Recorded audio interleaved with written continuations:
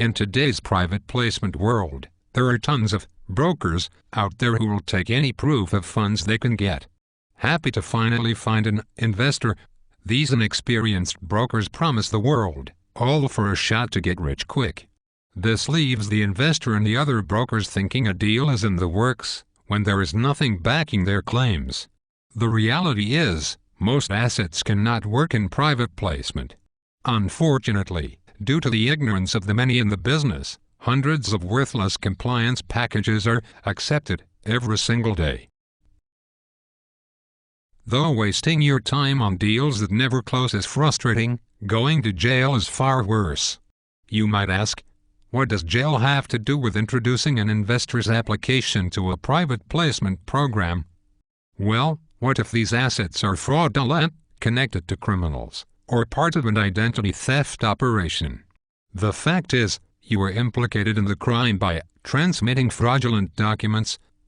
Believe it or not, I can't even count how many times I have encountered fake proof of funds over the course of 7 years. Though our intentions are not to scare you, this is a problem that has grown in recent years. Since we care about our readers, we will uncover details that will set you apart from the rest, and protect you from situations just like this. In this article, we will provide tips on how to determine if a proof of funds is real, while covering important tools for analyzing the investor. As you have learned from the beginning of the article, screening investors properly can be the difference between success and imprisonment. Scroll down and take a look below. 5 tips to legitimize proof of funds. 1. Any personal knowledge. Do you know this investor personally? Can anyone you trust vouch for their money for a fact? Has anyone met this investor face to face? These are a few questions that are quite important to know. If the answer to all of these is no, you should take a very close look at all of the documentation provided. The last thing you want to do is get so excited you have documents that you forward it to the grader before analyzing it in detail. 2. Temperament of investor. When screening an investor looking for private placement investments, they should have a certain demeanor to them. If they seem reserved and don't have a ton of questions, this could be a sign that something disingenuous is present. If you can, ask direct questions and see what type of response you get. In short, use your instinct to analyze the investor's personality, approach, confidence, questions, and tone. Once you get good at that, it becomes easy to screen from there on. Point 3. Recent account statement. When an investor is entering a private placement program, the proof of funds must be presented with a compliance package. For cash accounts, the investor must either submit a recent bank account statement or a letter signed by 2 bank officers attesting to the amount present.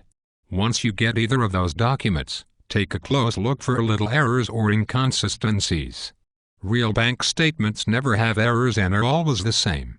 If the investor has a debt note, such as a Mountain, Berg, CD, SBLC etc., they must submit a copy of the front and back of the note. If they claim the note is unclear or can produce it, steer clear because you are wasting your time.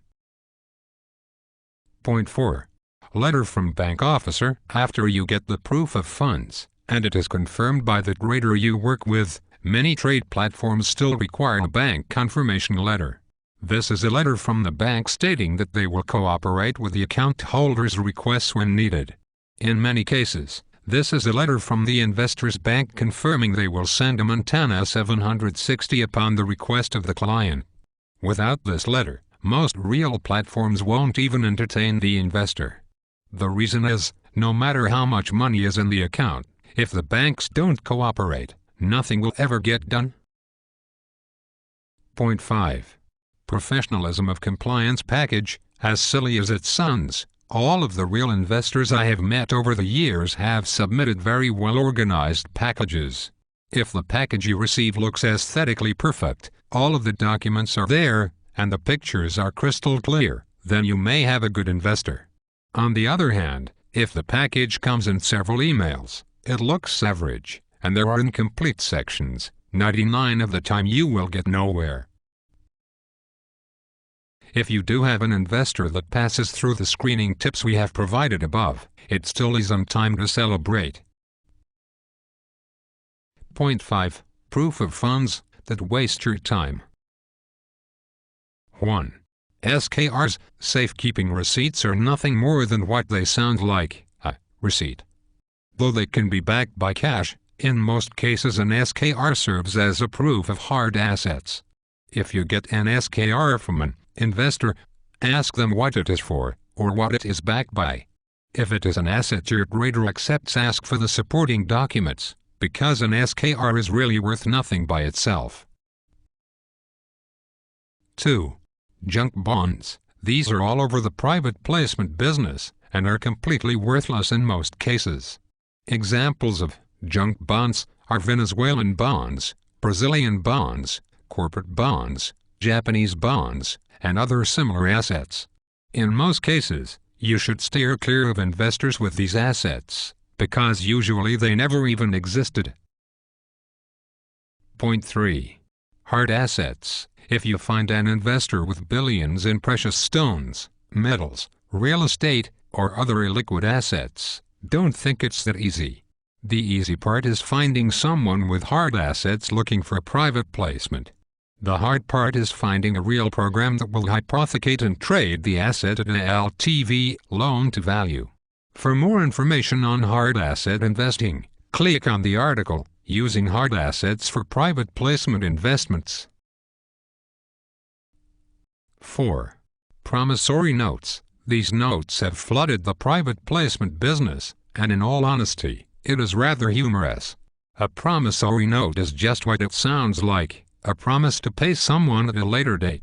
This is really no different than an EU, but is printed in fancy paper to make people feel more secure. If you come across these notes, don't even waste a moment of your time on them. Point 5. Irrevocable trust receipts. UTRs. By definition, UTRs are receipts showing funds available within a trust. The problem with this is, private placement traders can only work with funds which can be proven on deposit at a top bank. If a client with an UTR can move funds to a large bank, then the deal might be resurrected, otherwise good luck. Though there are lots of people with assets looking for a private placement, very few of them have liquid assets, and even fewer are willing to invest. Let's face it, the odds are stacked against you, but if you can properly screen an investor's proof of funds, your odds of success are far greater. Don't be like the thousands of other brokers pushing deals that don't exist. Take the extra time to qualify your investors with the information we have provided, and by promoting reality, you will find far more success in the end.